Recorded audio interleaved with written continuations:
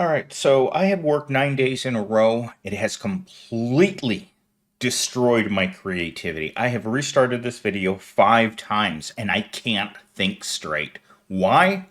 Corporate America does everything in its power to make certain that you have no energy left at the end of the work week. And when you've worked this many days in a row, I feel like I've been getting kicked in the sack, in the face. I've had a boot on my neck for 9 straight days. And I can't think.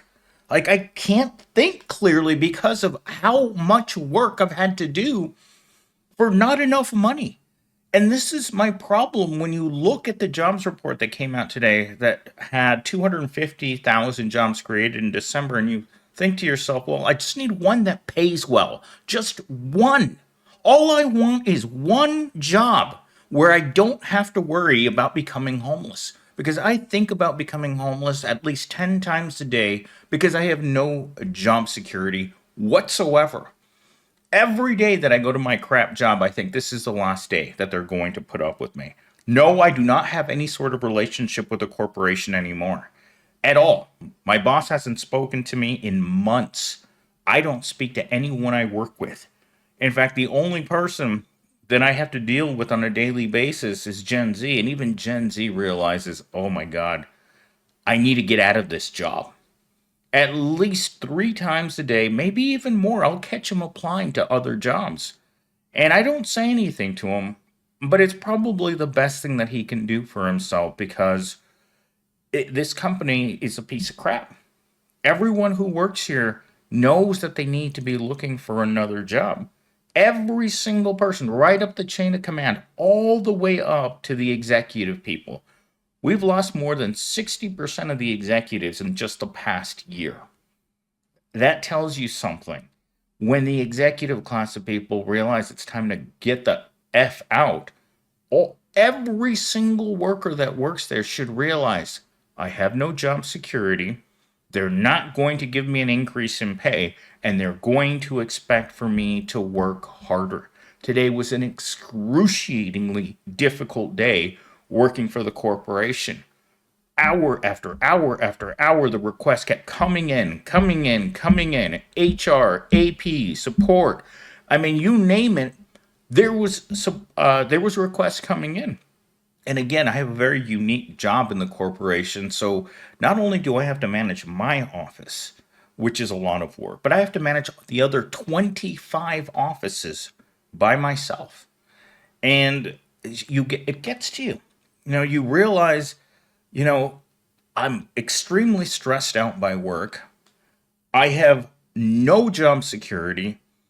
And these corporations are going to try to pay you less. In the year 2025, corporations are already sneaking around and conspiring against their workers. They're going to find ways to pay you less, meaning that eventually you're going to find yourself in an unholy, abusive relationship with your employer. If it's abusive now, if you think that the kicks to the nads right now are too much because your paycheck doesn't pay you enough to live off, imagine getting those same kicks when you're making 30% less. They'll slash your benefits.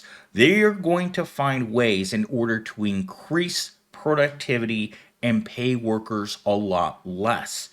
And so when I think to myself, what are you supposed to do? There's nothing you can do. You can't get out of the way of corporate America's cruelty. The only thing that Americans can do at this point is fight back. And guess what? I don't see America growing a backbone. I don't see them doing anything in regard to the way that they're being treated right now. Everyone still has the mentality that things can't get any worse. I assure you, things can get much, much worse as the cost of everything is going to get even more unbearable. And your job, well, don't plan on staying at your job for very long because when they see their workers as assets, you're just a, a I don't know how to call it. You're the cockroach workforce. They don't see you as much. In fact, every time an executive sees you, They want to try to swat at you to get rid of you because they want a lot less workers. My company has issued a hiring freeze when there are 400 jobs that need to be filled. Imagine that. You don't have enough people to do the jobs while simultaneously saying we're not going to hire more people. And the people who stay are the people who are going to be brutalized in the workplace. And they're always auditing every single department. They're always looking to see where they can cut someone off. And the worst part is these people who are working really hard and have been working for this company for a long time. Sometimes I'll meet people who have this false sense of loyalty, like they can't hurt me because I'm too important. Everyone at a corporation is expendable. Look in the mirror and tell yourself, I'm probably next. That's the way I see my job every single day, and it's what I see in my coworkers. No one has job security. The buying power of your dollar is being diminished every single day, as you can walk into the grocery store and see prices going up in real time. You need to replace your Promobile as soon as humanly possible, but you walk onto a car lot and they want to sell you a Jeep Wrangler for $65,000 a year while you're only making $25,000 a year. You kind of ask yourself, like, what's going on? Why are prices so high? Why is homelessness so high? Why is everything in our society seem like the standard of living for ordinary people is decreasing while corporate America laughs? And that's what they're really doing. They're laughing at the fact that they keep pushing us down, right? They keep pushing you down the stairs and knowing that you're getting hit by every single step on the way down. And then you get up and you walk up the stairs just to be pushed down the stairs again. And corporate America realizes that it can push the proletariat down the stairs as many times as possible, and they're not going to do anything about it. That's what really bothers me, is that people are complacent. They think that a system that they have nostalgia for, right? I grew up with parents in the 80s. My parents didn't have a whole lot of education. They weren't overburdened with education. My parents didn't have a single thought in their head that wasn't put there by a TV commercial. Yet they were able to do things. They were able to accomplish 1,000 times more than what I've accomplished in my life. In fact, I've accomplished nothing other than bury myself in student loan debt that has no value. Can you imagine investing in something, spending hundreds of thousands of dollars on something that you expected to be an investment, and then come to find out that you walk into that investment and you find out it's a cardboard cutout? That's what college has become to millions of people. It's a cardboard cutout. It's a lottery ticket to nowhere. It's a jackpot machine that can never win. It keeps taking your money, but the lever that you pull down in order to continue to try to win, well, there's nothing behind it other than the lever. You're going to be chasing the carrot with no stick for the rest of your life, just like I have. I am completely demoralized by the world in 2025, and I have been since I started working. I knew that when I started working, the things that other people had, people that I saw around me had, were not for me. I wasn't the right kind of people. And if you're watching this channel right now, you also realize that you're not the right kind of people. People like us have disposable tattooed on our foreheads. And it doesn't matter how hard we try, what job we go to, or what we do. The wages are going to stay the same. They're not living wages. I would hardly even call what they pay right now a minimum wage. Because a minimum wage in any country should cover rent, food, and transportation. What they pay us right now is abominable. And the fact that they can laugh at us while they offer us this paycheck. While you push over the paycheck of a fast food worker, it's like, this is what we're going to pay you for 2 weeks. And you look at it and it's $600. And you look at them and it's like, this isn't enough. You push the paycheck back and you say, I need real money. And they'll look at you like this isn't that kind of place. I've had that conversation with many employers throughout my entire life. This isn't the kind of job that pays rent. This isn't the kind of job that you start a family with. So, what kind of job is this? Oh, this is a job for people who need spending money. This is a job for a kid in high school. And you think to yourself, how do you say that to a 30 something year old man working in a Chipotle? How do you say that to a Gen Z person that wants to start their life after they finished college? Well, we don't offer living wages here. If you can make that statement at any corporation, any job that says that we don't offer living wages here, you're not allowed to be a business. Frankly, you shouldn't even be allowed to be a human being.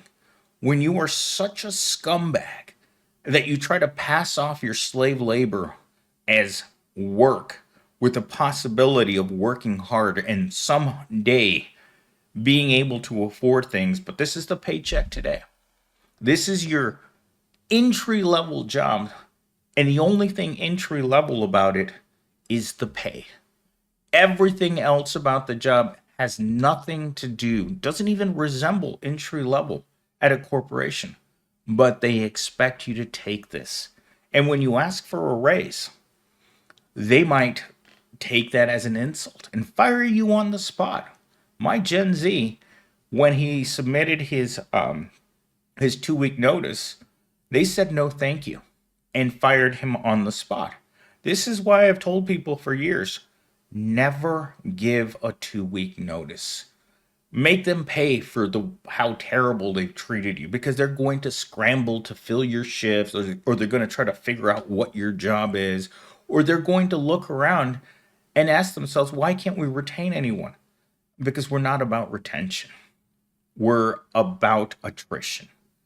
With 150% turnover rates at every bottom level job, regardless of what it is, you're not retaining people because you're not paying people. In order to retain workers, they need to be able to stop thinking about how they're going to have to, I don't know. Uh, there was an article that Gen Z told me about today in fast food where the employees were doing favors in order to get better hours. I mean, is that the world that we've turned into? Where you're working at Jack in a Box, and the only way that you're going to get more than 20 hours is if you're you're letting fleece take you in the workplace to get 25 hours? I mean, I felt this disdain for workers throughout my entire life. When I started working at Walmart, the average hours per week that you were getting was 20. At peak hours, you were getting 31. But most of your work weeks were 19 to 31 hours. Again, I've only had experience with one store.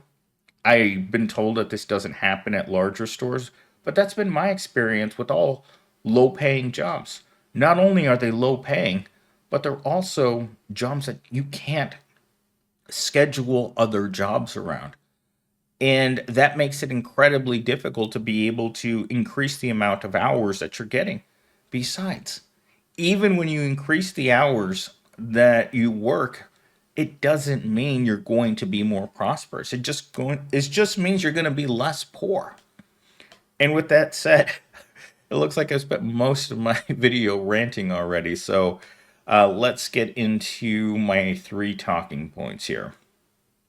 AI is reshaping industries, jobs involving repetitive tasks at the greatest risk of a replacement. Have you ever had a minimum wage? Is there any creativity at the bottom? All you are is a machine that constantly does repetitive tasks, including myself.